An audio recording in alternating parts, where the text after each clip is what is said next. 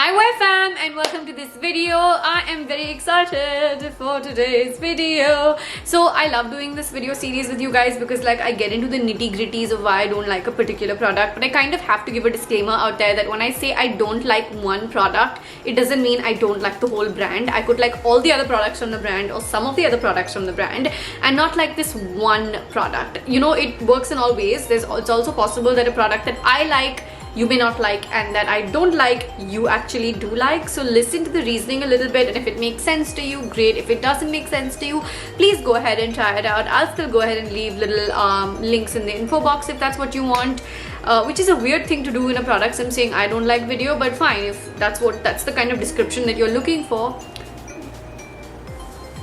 then go ahead and get your hands on them.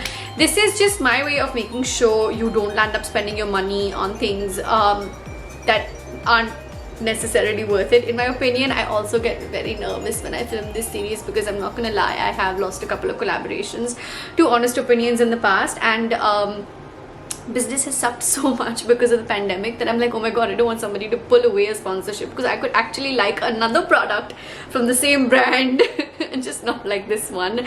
So here's me pouring my heart out, not making this intro any longer, and let's dive right into it. Okay, first things first, straight off the bat, okay, this is a brand that I love, and this is a product that I used to love. So mind you, I used to love the MAC Retro Matte series of lipsticks, okay. Ruby Woo has been my holy grail for so many years, and you know, Ruby Woo actually, like red lipsticks in general, when I talked about for the very first time on my blog before YouTube, when I used to write blog posts, that blog post is called the Bright Bold Red Lipstick. I'll link it down below. It's a post from like 2012 or I don't even know, like really long ago, and I talked about Ruby Woo. Ruby Woo has been my holy grail red lipstick for so many years until I finally realized that, man, I love the color but the texture does not work for my lips. It does not work for my lips at all. At all. I love that color, but the series of matte lipsticks basically lands up chafing off my lips. The application, I can make it work if I have to prep it with a lip balm or a lip scrub and all of that, but even taking it off sometimes my lips are exceptionally dry. That is a caveat you need to keep in mind for sure.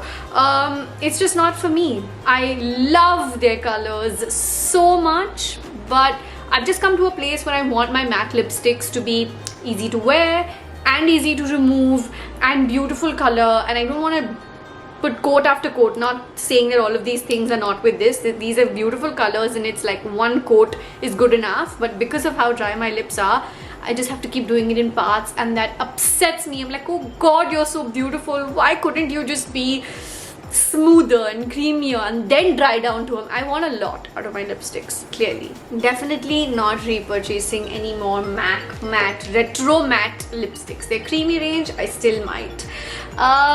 Okay, I have really tried to like this product, and at the beginning I have liked this product, but I realized that, oh wow, okay, the mirror kind of came off. Oh no! This product is PAX Baked Highlighter. It comes with a little mirror as well, clearly, which is, it keeps moving, it's fine. That's not a deal breaker. To me, the problem with this particular highlighter is that it's a tad bit chalky. I have managed to work with it on good skin days, you know, when I've really moisturized and gone in for a super like smooth finish and all of that, but on the go, I don't think this highlighter is meant for me. This is in the shade Bling Affair. I just don't think it's for me. I feel like there are better highlighters in the market around this price point. This one is at an MRP of 925 rupees, and I just feel like I'd rather opt for a Maybelline Chrome Master or something like that, which is I think even cheaper, and that's a great highlighter. So this is not something I'm going to be buying. I don't necessarily have something against the fact that it's baked or pressed, like that's not my concern. Maybe because it is baked, the finish is not the way I want it to be. I haven't really thought about that before until right now. But just a product I don't reach for. Like, this is genuinely something I just don't land up reaching for. And now that I'm putting it aside, it's just gonna stay aside. In case you're wondering what happens to all of the makeup I put aside, invariably when my friends or my family come over, they're like, oh, what have you just swatched and move, or what's barely used? So I have this friends box of makeup, and people come and choose whatever they want. Of course, it's not like they have just that. They also dive into my inventory cupboard, which is all for them only sometimes, I feel, because the products that I know I'm going to try and review, I put aside into my cupboard really soon, and the stuff that's not necessarily making it to my reviews, because it's not humanly possible to try everything, I try not to touch those at all, so that they're pristine new mint. Either that goes in giveaways to you guys, or that lands up going to my friends and family, whoever grabs it first, kind of a thing. Okay, now you guys know absolutely how much I love the brand Benefit, and I love their brow products. However, and their brow duos and their brow pencils, brow zings, stuff like that is great. However, this Contour Pro is not for me. This reminds me of, you know, wo jo bachpan mein choti choti hamari pens hoti thi with different colors on it. I loved the concept of this, but this dries out really fast. So I have tried to use it recently, even so I just don't think it's meant for me. I also feel like there's too many shades in here, which one doesn't necessarily need unless you're really going in and using all the 4 shades to 3D the hell out of your brows, which, let's be real, I don't do. Like, I use 1 shade and that's it, I'm done. So this was received in PR. I didn't purchase this, and I don't think it's something I would, you know, kind of go and spend money on. I'd rather just get their brow zings, which is one of my favorite eyeshadow products. I love their brow pencils. I'll go on and pop some up over here for you. There are so many brow products I absolutely love from Benefit. I even love I love Hoola, I love Tickle, I love so many of their products. This is one that it's not something I would go and buy. The mascara I'm about to share with you is a mascara I used to really like at the start. I think my honeymoon period got over with it a little while ago, and I'll tell you why. The outrageous oversized lashes multi-dimensional volume mascara from Sephora. It looks like this. Now, at the start, I was super smitten by this because it looks really nice. It looks pretty luxy. The fabric is not luxy, it's plastic, but it looks really luxy. But over a period of time, this wand has just ruined some of my eyeshadow looks. That has really pissed me off. I wish it was slightly thinner. I'm not a fan of the grip either because it's a really thick fat grip.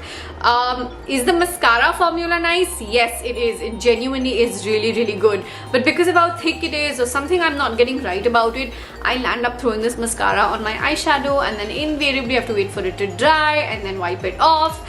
It's not something I will be purchasing. I received this as part of a collaboration a while ago, and I love the formula. I've talked about this before, and I'm not really putting this into my friend's basket. It's something I'm actually going to keep and continue using while, I mean, it's not over, so at least until it gets over, but I won't repurchase it because it has damaged far too many eyeshadow looks. If you are even slightly clumsy like me, then I don't recommend this. If you think you can work around the wand angle, then sure, go for it, because it does hold your mascara in place and all of that. I just wish this entire product was a little bit more, I know I sound really demanding when I say shit like this, but like, I'm just, from someone who uses makeup like almost every day, I need it to be sleeker, to be able to hold and work quickly, easily. You know what I mean? It's like, imagine agar aap kitchen mein khana paka rahe ho and you have this really heavy bulky spoon. I'm not saying it's heavy, but like design wise it is bulky. So when I'm using it and I'm working with it, invariably because of how thick it is, I'll land up, something or the other always happens. So formula great. If they repackage this in another product design, then I would repurchase it. Okay, another Sephora product that I should get out of the way. This is a product that was really great when I started out using it. It's the Sephora Crayon Jumbo Lino 12 Hour, where it is waterproof, and I have this in the color purple. I received this in PR and I loved it because literally just this much, and I could like just a little tick on your eyeshadow, on like your eyelid, and you can like work with it and smudge it, but it dried up so fast. It dried up like the minute it's open, and I used it the first few times, it was great, but after that it was just one of those products that dried up so quickly that now it's become just something that's really tough for me to work with, and it's not my vibe. It's not my vibe anymore, and I feel like there are products in the market that will cost less. I don't even remember the price point of this, so I shouldn't say it costs less, but I'm pretty sure you will find something that maybe costs less, but something that is easier to work with is my point. Like for example, if you're looking for pencils that you want to use on your eyes and stuff like that, like right now I'm wearing Lakme in a yellowy pastel-y shade. I'll link that product down below. So that's something that I would advise. This just dried up so fast and became not fun so fast that it's not something that I would recommend. Okay, another Benefit product that I have over here. Now this one comes with a really weird caveat. I have used this on my friends and it's a brilliant product. My friends who have oily skin live for this. Like, this is something that I'm going to specifically keep aside for a friend of mine in mind who has oily skin and give it to her. For me, this is a waste. This is Benefit's Professional Agent Zero Shine. It is basically meant to cut away the shine. So if you have really oily skin, this is fantastic. However, I am not repurchasing this because very frankly, I have dry skin and I don't have shine. If you have dry skin, please don't spend your money on this. Just get a regular loose powder like a K-Beauty or a Fit Me. There are so many options out there. Just not this. If you have normal to dry skin, this is not for you. I received this in PR. Listen, I love Benefit as a brand, but some of the products work for me and some don't. That's just on me being honest with you over here. This product I have had a major love-hate relationship with. I am talking about the Studio Fix MAC foundation. I wear this in the shade NC42, by the way. Let me show that to you over here. Now, I love the finish of this foundation. I'm not gonna lie, I love the finish of this foundation. It is so full coverage, but holy hell, it dries up so quickly that if you don't work with it, it's just gonna dry on your face. It almost reminds me of Fenty when I'm describing it. You know the Fenty का सबसे पहला वाला formula जो आया था dewy वाला, you like kind of have to do half a face at a time. So when I wear this, I know I either have to do half a face at a time or I need to work really fast. In addition to that, like I feel like it's thickened up a little bit with time, so I have to make sure that I really juice my skin up with moisturizer or serum. I definitely have to add some you know, kind of like a dewy strobe with it because it's super full coverage, and super full coverage looks aren't really in style anymore, and they work for very few things. Like even right now on my face, I'm not wearing full coverage foundation. I'm wearing Lakme's 9 to 5, and that's foundation that I really like. So I feel like I can get other foundations at a fraction of this price, and those are flexible between being sheer to medium to full coverage. So I would rather do that. I have tried to do minimal looks with this product, just FYI, and it doesn't work. This is meant for glam looks. At the moment, I just don't think I'm going to repurchase this unless I'm doing some heavy duty photo shoots that requires this. But even then, so I really like the Bobbi Brown Studio Skin Foundation, the Lakme one, L'Oreal True Match, Maybelline Fit Me even for that matter, which I feel like is a little bit of a dupe to this. Sometimes I feel like that, sometimes I don't, but sometimes I feel like that. So just putting that out there into the universe. Okay, I'm down to my last product, and I feel bad putting this because it is a friend's brand, but you know that I'm very honest with you. Keeping in mind I have very dry lips. I just talked about that with MAC as well.